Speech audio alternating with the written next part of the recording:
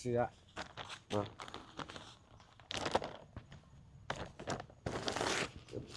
เบิ่งเอาปากก่อนเนาะผ่านใช่ ผ่านเนาเนี่ย โอ้บ่สิว่า เขา ซะ ป่า โอ้กินมาแล้วพี่น้อยเนาะเอามาให้เบิ่งบ่ได้ตัดภาพตัดช่องมาอีกบาทนี้พี่น้อยเนาะก็อยู่พี่แหละทางบ้านแกงไข่เมืองเซโปนแขวงสวรรณเขตอีกคือเก่าพี่น้องครับโอ้มีหมูบ่อยู่หั่นนะโอ้เนาะส่วนห่มส่วนเงาจักหน่อยพี่น้อยเนาะทางว่าเพิ่นก็คิดว่าสิได้เดินทางกลับบ้านมื้อนี้ก็พอดีพี่น้อยเนาะเบรกรถก็แตกทางหน้าเนาะ ปั๊มเบรกแตกใช้น้องต้นกล้ามื้อนี้มาทำงานโรงเรียนเลยเนาะโดยสบายดีน้องชายติดอะตึมก่อนเนาะ โดย เป็นจังไดเนาะมื้อนี้การทำการเรียนได้เรียนวิชาจังแหน่มื้อนี้ ภาษาลาว ได้ภาษาลาวเนาะ ภาษาลาวตอนแรง ตอนแรกผมเรียนภาษาลาวเนาะเอาก่อนอื่นเด้อพี่น้องเด้อเนาะ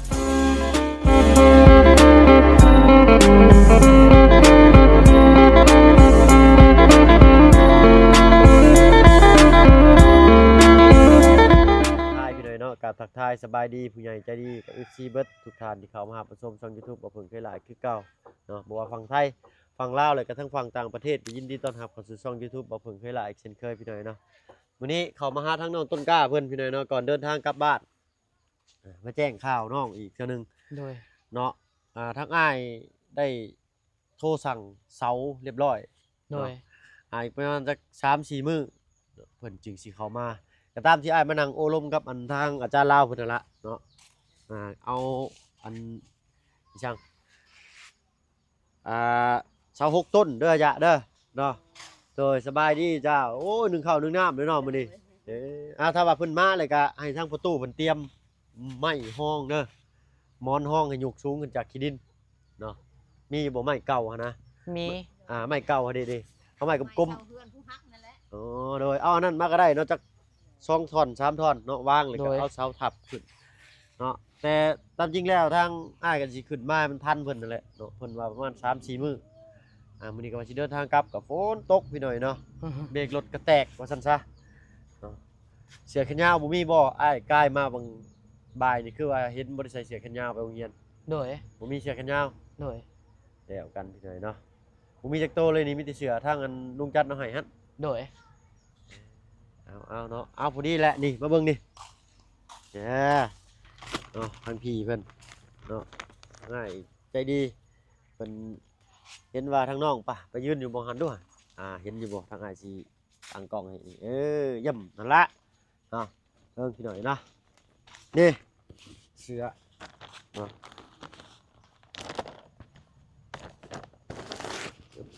เบิ่งเอาปากก่อนเนาะ แบบหนาๆเลยเนาะ โดย จับเบิ่งอยู่เบิ่งนี่ป้ายบ่ต้องเอาออกก็ได้ป้ายนี่ตอนนั้นเขาสิบ่ฮู้ว่าเสือเฮาใหม่ เอาลองชบเบิ่งอยู่เนาะโดย เพิ่นอยากตากอยู่หน้าห้านนี่พี่น้อยเนาะฝุ่นอยากจับใส่บ่ทึกทางบ่ทึกบัดโอเคมักบ่ มาก มักเนาะ โดย เอาและใส่เสื้อแขนยาวเข้าไปแล้วปั๊บพอดีบ่นั่นรอเลยบาทนี่ คักบ่มักบ่ มากเลย เนาะเอาเห็นอะไรได้ของจากผู้ใหญ่เพิ่นแหละ ขอบใจ เด้อเนาะบัดหน้า ดีใจ บัดไหนบ่ต้องลืมเด้อ โดย เนาะต้องขอบคุณเพิ่นตลอดเด้เนาะ โด เพ ย ราะว่าสิ่งเล็กสิ่งน้อยก็สร้างเพราะว่าเขาเป็นเด็กน้อยเนาะถ้าบ่เพิ่งสอนผิดสอนถูกได้กราบขอโทษขออภัยโอเคเลยเด้เสือกันนี่ข้างหน้ายังมีเสือ2โตวหนึงเสือกันยาว เสือลุงจันทร์เลยกับเสือสีแดงนั่น โดย เมื่อวานนี้ไปล้างรถก็ทิ่มไว้บ่ล้างรถพุ่นเสือก็ได้สิได้ไปนำเอาคืนอยู่บ้านนี่ถ้าเขาเจ้าสิคืนหรือบ่ หักลืมอยู่เพื่อนหมู่ดอกพี่น้อยเนาะเอาพอดีแหละพี่น้อยเนาะถ้าบ่เพิ่งก็แวะเข้ามาทางนนต้นกล้าเลยก็สิได้โอ้ยดาวขึ้นเมื่อทางอะไรรถก็ลังมาอันนี้แตกพี่น้อยเนาะปั๊มหัวปั๊มแตกรถเบรกบ่อยู่ซ้ำข่อยก็ว่าเปลี่ยนก็เปลี่ยนใหม่ๆนะไปทาเบรกก็ได้ เนาะอ้าวเพราะว่าฝนตกถนนลื่นถ้าว่าเบรกมีแต่เบรกหลังนี่บ่มั่นใจบ่ร้อยปานใดพี่น้อยเนาะทางที่ดีต้องมีทั้งหน้าทั้งหลังเนาะอ่าเอ้าเป็นแนวใดมื้อนี้ได้เฮ็ดหยังแหน่มื้อนี้ไปย่างเบิ่งอยู่หั่น ขุดนำแม่ตู้พ่อตู้ ขอเพิ่นแล้วบ่นี่ โดย ขอเลยเนาะ โดย เอามันก็อยากเปียกๆนิดหน่อยหนึงพี่น้อยเนาะเพราะว่าฝนตกเออโอ้ดูป่วยเพิ่นนี่เนาะจนหาไม้ค้ำไว้ โดย โอ้ต้น กล้วย ม่ เนี่ วย งต้ ใก น ล้ นี้ ประมาณ2-3 อาทิตย์ก็สุกแล้วกล้วยนี่ มต้นม่วงเพิ่นบ่นี่ บ่แม่นต้นมะม่วงนี่ ต้นนี้อะไร โดย บ่แม่นต้นม่วงอีหลี บ่ บ่ แม่ แม่ น นเนาะจักต้นจังซี่เลยเนาะคิดว่าเป็นต้นม่วงก็ถ้าอยากปลูกก็กลไปปลูกบ่อนอื่นก็ได้เนาะ โดย นี่ทางที่ดีก็อยากให้ทางประตูเพิ่นเอาลักยาวกว่านี้ก็ได้มาฟังนี่เนาะ โดย ฉันนี้ก็ได้แล้วแหละเนาะเอ้าโอ้เพิ่นเฮ็ดอ้าวมื้อน่ะคือว่ามีทางนี้บ่มีเด้อเนาะมีแต่ซำนี้นี่เนาะ โดย เออ มีแต่ส่ำนี้ เอาลองนั่งอยู่หั่นลองนั่งอยู่หั่นเนาะประตูเพิ่นเฮ็ดเองเลยได้อนี่เนาะ โดย บ่ธรรมดาเด้อนี่ประตูอันนี้ก็ได้ พ่อตู้กับน้องนี่แหละเฮ็ด ประตูกับเจ้าพากันช่วยกันเฮ็ดเนาะ โดย เป็นได้มักบ่เสือมักบ่ มัก อืมทางอาจจะดีเพิ่นว่าถามมาทางน้องต้นกล้าเพิ่นมีเสืออยู่บ่เพิ่นว่าเนาะทางบ่เพิ่นก็คือบ่เห็นน่ะน้องเพิ่นมีเนาะแต่พี่เพิ่นว่าให้ถามเบิ่งราคมราคาเนาะก็ราคาก็บ่ได้แพงหลายพี่น้อยเนาะเสือแบบหนาดีเลยพี่น้อยทางบ่เพิ่นก็ว่าสิซื้อใส่อยู่เห็นมีตัวเดียวเนาะเพราะว่าอ้ายก็มีแต่เสือตัวนี้กับเสือแดงหั่นเสือแขนยาวก็ได้250,000กีบพี่น้อยเนาะมีแต่ให้ทางน้องขอบคุญขอบคุณทางพี่เพิ่นพี่น้อยเนาะ ขอขอบใจทางแม่ศรีสวรรค์ศรีสุริยไทย ที่ได้มาซอยหลาน และได้มาซอยพ่อตู้แม่ตู้ขอขอบใจทางทีมงานของไอเพิงและขอขอบใจทางผู้ใหญ่ใจดี และขอขอบใจทาง FC ที่ได้มาซอย และได้มาเบิงขอขอบใจขอให้ FC ทุกผู้ทุกคนขอให้ตลอดปลอดภัยขอให้สุขภาพแข็งแรงสาธุ ถูกเนาะเอ้าน้องเพิ่นก็เริ่มพัฒนาแล้วก็เก่งขึ้นเนาะคักนั่งจิบกาแฟจังซี่พี่น้อยเนาะ โดย เนี่ยถ้าว่ามีบ้านมีเรือนก็ตั้งขึ้นนี่ตึกเอาอ้ายกำลังสั่งมาให้อยู่เนาะเสา6ต้นเด้อเนาะขนาด4เมตรหน้า17หน้าใหญ่เลยพี่น้อยหน้าผู้ดีงามเพราะว่าหน้า15นี่เทียบแล้วก็สิประมาณนี้หน้า15เนาะแต่มันอยากน้อยโพดนะเวลาเราใส่เสาแล้วแบบเวลาเราผ่าใส่เสาแล้วมันอยากน้อยโพดมันเหลือประมาณ7เซนหนึ่งนะเราผ่าไปเลยอันนี้ก็เลยเพิ่มเป็น17เซนเนาะเอาเนาะรุ่นเบิ่งนำกันอีกเพิ่นว่า3-4 มื้อเพิ่นว่าเนาะเอาบ่เป็นรถก็สิล่มบ่น่ะเนาะบ่ยาดอกบ่แตกดอกมันล่มก็ได้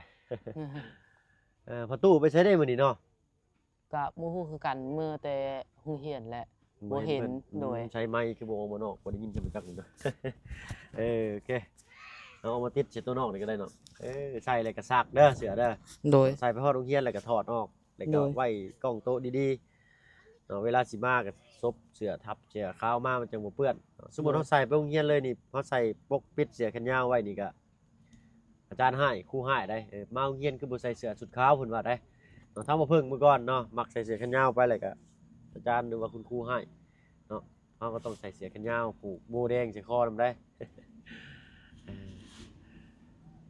เนาะมีได้สิเดินทางกลับก่อนเด้อน้องเด้อ โดย ลายมือแหละเพราะว่าพูดแหละแต่วันที่1มื้อพี่น้อยวันที่16 17ได้นี่17บ่คือ18มื้อนี่ 17 17เนาะพี่น้อง17มื้อแหละขึ้นมานี่เนาะสิเดินทางกลับก่อนก็รอท่าทางเปลี่ยนอะไหล่รถจังน้อยหนึงเนาะเจ็บหนักอีกค่อยบานก่อนสิขึ้นก็เจ็บหนักก่อนสิลงก็เจ็บหนักเนาะคือว่าแหละรถล่างก็นำขี่อย่างเดียวเฮาบ่จักรักษาบริบัติมันก็ยังเพไปมื้อหน้าเนาะแฮงสิท่าเฮ็ดบัดเดียวแฮงเสียหลายว่าซั่นซะอันนี้เสียเทื่อละ3-4 5แสน3แสน4แสน5แสน3แสน4แสนนี่สิก็ผ่อนผันไปเนาะผมก็ถือว่านักเลยพี่น้อยเนาะ3-4แสนนี่ก็ได้300ปลาย2แสนปลายนี่ก็300ปลายกับ400เลยพี่น้อย400เลย400 64ก็24เนาะโต สื้อนี่400ได้นี่เนาะแต่ว่าอยู่กรุงเทพนี่สิประมาณ350บาทพี่น้อยเนาะเสื้อไผนาๆแบบนี้350บาทอันนี้ดึงออกก็ได้น้อยอ้ายเว้าหยอกจักซื่อๆอันนี้ตัดออกบ่ต้องดึงก็ได้เดี๋ยวผ้ามันสิหลุยออกมาเนาะ โดย หนาคักพี่น้อยเนาะผ้ามันนี่ทั้งพี่น้องต้นกล้ามีเสื้อใส่อยู่บ่ ดีเลยประมาณเดือน12นี้เขา หนาว จัดงาน งานยังน่ะ งานคริสต์มาส โอ้งานคริสต์มาสอยู่ไส อยู่ โรงเรี โบ ยน ส บ่ ถ์ โอ้อยู่โบสถ์ โดย แล้วก็ได้ใส่เสื้อนี่ไปบ่ โดย มันหนาวเนาะ โดย เดือน12นี่ก็เดือน11ได้นี่เนาะแม่นบ่ โดย เดือน11นี่สิ้นเดือนนี่ก็แม่นแล้วนี่วันที่เท่าไหร่เพิ่นจัดคริสต์มาสเนาะ 15 16 14 15ชั่วโมงประมาณนั้น 4 15 16เนาะโอ้ โดย หลายมื้อเด้อนี่เนาะปีใหม่ว่าซั่นซะพี่น้อยเนาะแต่ทางบ้านเฮานี่ก็มีคือกันพี่น้อยเนาะจัดคริสต์มาสนิดหน่อยหนึงมีแต่สั่งชั้นปีใหม่หน่อยหนึงนั่งกินลมชมดาวไปหั่นแหละพี่น้อยเนาะ โดย นั่งอาบหมอกอาบลมหนาวไป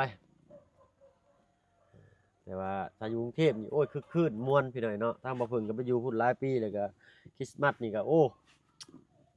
ปีใหม่ได้พี่น้อยเนาะคักเพิ่นตกแต่งต้นคริสต์มาสทั่วเมืองเลยนะเนาะม่วนๆยอมรับว่าม่วนแต่ว่าก็บ่ได้ค่อยไปเล่นแบบว่า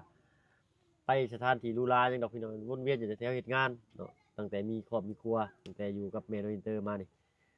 ก็อยู่กับเพิ่นนั่นแหละเนาะบ่ได้ค่อยไปไสก็ไปใกล้ๆบ่ได้ไปไกลไปไกลสิ้นเปลืองหลายพี่น้อยบ่จักค่ารถเนาะค่ากินหลายอย่างเบิดเงินใครแน่แต่ว่าอยู่บ่อนเฮ็ดงานแล้วก็นั่งเล่นบ่อนเฮ็ดงานกับหมู่คู่เล็กน้อยแล้วก็มานอนสินะฝนก็ตกลงเรื่อยๆพี่น้อยเนาะหลายวันบ่เว้นว่างขนาดเลยนี่ก็ได้ หากกะเซาแล้วก็ตกอีก แม่น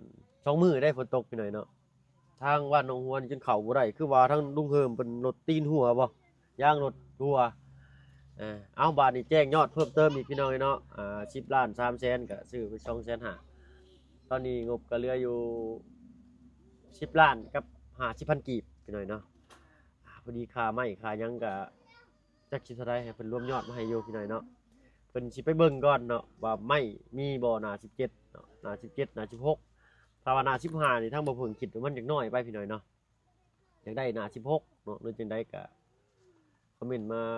บอกทางบ่เพิ่งเพิ่มเติมแน่พี่น้อยเนาะแล้วก็ยังสิถามทางลุงจันทร์ทางบ่บุญสารวัตรเพิ่นตื่นอยู่เมื่อบ้านแล้วก็ได้พี่น้อยเนาะทางอาจารย์ลาวก็แนะนำเนาะว่าเป็นเสานี่แหละ4เมตรเนาะเฮาใส่เสาตอหม้อขึ้นมาประมาณ60เซนมันก็สิปวกก็สิบ่กินนะพี่น้อยเนาะมันสิดีข้อดีอยู่บนนี้แล้วก็ทางลุงเฮิมแนะนำมาเป็นเสาหน้า17เลยเพิ่นว่าเนาะ17ถ้าว่าบ่ได้17ก็16 17นี่พอดีพี่น้อยเนาะกำกึ่งเลย50ถ้าว่า15อย่างน้อยโพดถ้าว่า18เพิ่นสิใหญ่ไปอีกเนาะ18ซ้ำนั่นเลยซ้ำบ่าเสาของน้องเสาน้ำด้วยฝนตกอีก ตกอีกแล้วพี่น้องเนาะว่าสิได้เมื่อก็สิแนวใดเด้นี่เนาะเพราะว่าทางแม่เขาบ่เพิ่งพี่น้อยเนาะแชทมาหาส่งข้อความเสียงมาหาว่ายังบ่ได้มาบ่ลูกเอ้ยว่าอันถ้าว่ามาแล้วก็พาน้องอินเตอร์มาเล่นนำเด้อเพิ่นว่านะเนาะคิดว่ามาแล้วเพิ่นว่า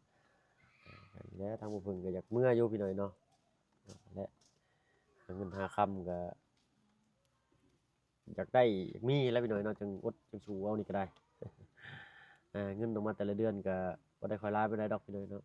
พอได้ทูๆไทยไปพอได้เดือนชนเดือนเฮาก็เลยอยากลองสู่เบิ่งคักๆจักเดือนหนึงเนาะว่าถ้าเฮาอันอยู่นี่จักเดือนหนึงเนาะแต่มันก็บ่ไหวนำค่าใช้จ่ายนำแน่หั่นแหละพี่น้อยเนาะน้ำมูกน้ำมันค่าหงค่าฮู้แต่ก็ยังดีที่มีพี่เพิ่นหยิบยื่นช่วยเหลือเบื้องต้นเนาะแล้วเฮาก็ได้มีทุนไปซื้อข้าวของเบื้องต้นเนาะเพิ่นแบ่งปันมาหาเฮาก็แบ่งปันให้เพิ่นเติมอีกเนาะก็เป็นข้อดีปานนี้เนาะก็ถือว่าเฮ็ดบุญร่วมชาติตักบาตรร่วมขันว่าซั่นซะบุญนี้เนาะบ่ได้เห็นตอนนี้ดอกพี่น้อยเนาะพู้นแหละชาติหน้าพู้นแหละบางทีก็เห็นตอนนี้เลยได้เนาะคนเฮ็ดบุญนี่ซุมื้อนี้บ่แม่นบุญขี้สร้างสูบซ่าแล้วพี่น้อยเนาะบุญบาปบุญนี่ติดจรวดแหละซุมื้อนี้มาไวโพดเฮ็ดปุ๊บก็เห็นทันตาโลดก็เห็นบาปนี่พี่น้อยเนาะแต่ว่าบุญนี่สิช้าได้จักหน่อยก็อดเอาว่าซั่นซะเนาะไปทางอ้ายก็สิขอตัวอันออกไปก่อนนะสนองเอ้ยเนาะ โดย เพราะว่าทางเพิ่นยังไปเอาไล่อยู่พุ ข้ามเวียดพี่น้อยเนาะเอาอะไรเทียบว่าซั่นซะเนาะอะไรเทียบเนาะก็บ่แม่นเอาของแท้ก็สู้ไว้พี่น้อยเนาะอันนี้เอาของเทียบไปก่อน3-4 แสนนี่แหละค่าหมกค่ามือตกไป4-5 แสนของแท้แพงแพงหลายของแท้ของเบิกซูนนี่แพงหลายเอาเป็นของเทียบกับเกรดกับซูชิกันแหละพี่น้อยเนาะมันอยู่ที่เฮาใช้ส่วนมากเต้ามันปั๊มเต้ามันสิบ่เป็นหยังพี่น้อยเป็นน้ำลูกยางมันน่ะแต่บ้านเฮาเพิ่นบ่ได้มีแยกขายเพิ่นมีแต่เปลี่ยนเบิดชุดเลยเนาะก็เลยได้ถามหาอ้ายเพิ่นเลยก็เลยช่างจองอ้ายเพิ่นเนาะอ้ายเพิ่นก็แล่นเข้าไปเอาใหม่เลยตอนนี้ก็ได้เนาะเอาฟังเบิ่งกันว่าบ่ได้มื้อนี้เป็นมื้ออื่นอีกพี่น้อยเนาะแต่ในใจจริงก็อยากมื้อนี้วันที่17 18 19 20เนาะเมื่อวันที่20บ่เนาะเพื่อขึ้นมาอีกแบบบ่มีเงินบ่มีคำในบัดนี้เนาะเอาพู้นแหละคันว่าเมื่อแท้ๆก็สิได้ลุ้นเบิ่งไม้เนาะต้องเบิ่งว่าเสามามื้อใดทางบ่เพิ่งก็สิแล่นขึ้นมาเนาะแล่นขึ้นมาให้ทันเสามาเบิ่งว่าขนาดสำใดยันว่าจ่ายเงินจ่ายคำเพิ่นนั่นแหละพี่น้อยเนาะโอนเอาก็บ่คักบ่แน่ปานใดนะอยากจ่ายเงินอันสดให้เพิ่นนะเพื่อเพิ่นเดินทางไปเนาะตอนเดินทางกลับเพิ่นก็ต้องใช้เงินนี่ได้เพื่อเพิ่นมาสิฮอดนี่ก็เพิ่นจ่ายค่าด่านได้พี่น้อยเนาะจ่ายค่าด่านไม้แต่ละด่านเพิ่นเสียกุมปลาไม้ได้เนาะบ่แม่นว่าเสียแก่มาจนเทิดเนาะบ่ได้แม่นพี่น้อยเนาะเพิ่นต้องเสียค่าด่านอีกถ้าว่าบ่มีใบอนุญาตใบช่างอันหนึงเพิ่นน่ะเนาะเพิ่นบ่มีใบเสียนั่นเพิ่นสิยึดไม้ยึดรถไถยึดไม้ไว้เลยเนาะนี่เสา6 ต้นโอ้เนาะ4 เมตรก็บ่ได้แม่นว่าน้อยๆเด้นี่นักเติบได้ดิเนาะมีแต่รุ่นตื่มเบิ่งนำกันเนาะถ้าบ่เพิ่งก็มาแจ้งน้องเพิ่นตื่มซำนี้แล้วก็มีแต่เสื้อนี่แหละมาฝากมาต้อนเนาะถ้าบ่เพิ่งก็ขอบคุณทางแม่วันสุริเพชรสุริยะไทยเนาะอยู่ทางฝั่งรัฐมินนิโซตาเนาะขอบคุณหลายๆเนาะขอให้แม่อายุมั่นขวัญยืนความเจ็บจะสิได้ความไข้จะสิมีเด้อเนาะให้บ่ให้ผ่านบ้านบ่ให้เบียดปรารถนาสิ่งใดขอให้ได้สิ่งนั้นสมดังมโนนึกเด้อเนาะทั้งพร้อมทั้งคณะเพิ่นเนาะสาธุเนาะทางบ่เพิ่งก็สิขอตัวลำลาก่อนเลยก็แล้วกันพี่น้อยเนาะพร้อมทั้งน้องต้นกะเนาะพบพ้อกันคลิปหน้าสำหรับคลิปนี้ลาแล้วพี่น้อยเนาะสบายดีไปน้องไปเฮาบาดนี้เสียงก็เริ่มหายมาแล้วก็มื้อนี้ก็เสียงขึ้นจมูกอีกแล้วเนาะโทรแบตก็จนเบิดอันนี้เนาะเหลือ20%จักได้หรือบ่ไปซั่นเนาะเอาตึมมันออกมาเนาะเนาะลึได้เสือก็ได้เนาะงามเนาะใส่เสื้อขาวเข้าไปบาดผู้สาวแลกำลังพึบๆแล้วบัดเนาะแต่ก็บ่พร้าวเนาะน้องเนาะยังน้อยอยู่ผู้แลอายุ20 ปีบรรลุวุฒิภาวะผู้แลจังคิดจังอ่านเบิ่งเนาะไปพี่น้อยเนาะอันทางไปตู้ทางร้านกับก็เด้อซันเด้อโดยอยู่ดีมีแฮงคือเก่าเนาะโดยนอนบ่ได้ซ้ำหัวป่ะแม่ต้องนิสัยไฟนี่ได้หรือเปล่าแม่บ่ได้ซ้ำมันมีแดดเนาะลองเบิ่งเวลามันมีแดดเด้อแม่เด้อเนาะได้ทางประตูขึ้นมาเลยมาได้ใช้นอกประตูฮะผ่านใช้ผ่านเนาเนี่ยโอ้บ่สิว่าซั่น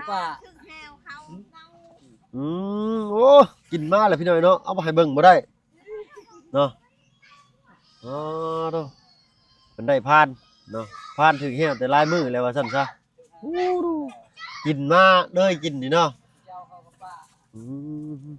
คือเจ้าทิ่มข้าหันเลยเอาสั้นๆทั้งกลับก่อนเด้อเนาะบายดีเบิดสุผู้สุคนพี่น้อยเนาะฝนฟ้าก็ตกอยู่โอ้ยแล้วกันเนาะไปกลับแล้วพ่อตู้เนาะโดยโชคดีมีสุขหลายๆจ้ะโดยไปเบิ่งก่อนนี่ใช้สิฮอดใช้แหละป้าพี่น้อยเนาะสำหรับคลิปนี้ทางบ่เพิ่งก็สิขอตัวลำลาแล้วพี่น้อยเนาะอยู่ดีมีแฮงเบิดสุผู้สุคนที่เข้ามาชมช่อง YouTube บ่เพิ่งเคยหลายคือเก่าพี่น้อยเนาะไปสบายดีจ้ะ